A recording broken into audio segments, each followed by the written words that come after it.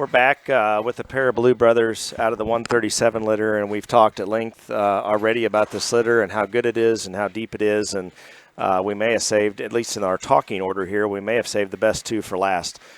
These two were easy to find in the nursery, and they've been a lot of fun to watch since they've been out. I know that feeding blues isn't for everyone, and I know that every state or every show doesn't have a, quote, blue or light cross division, but regardless of where you're going to show them or how you're going to show them, I hope you can recognize the quality that these two have despite the fact that they're blue.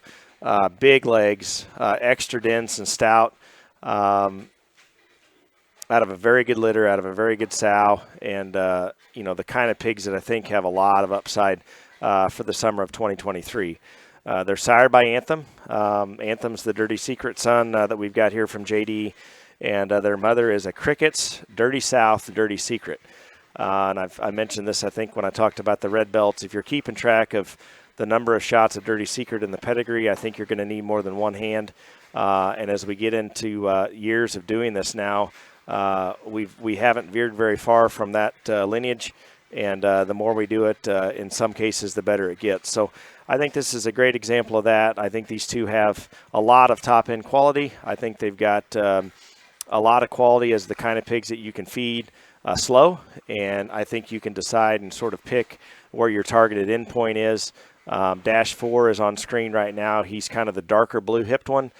He's got a little more elevation up front, probably a little more extension ahead of his blade, maybe just a nickel longer bodied, but I wouldn't call either one of these long by any means. Huge forearm, really big rear leg, lots of muscle shape, and a really neat look. That's the darker hipped one, Dash 4. Dash 3 is a little lighter blue colored. He is the short, boxy, stout, burly, extra dense one. His front and rear legs are huge. His skull is very stout. His proportions are great. His tail's big.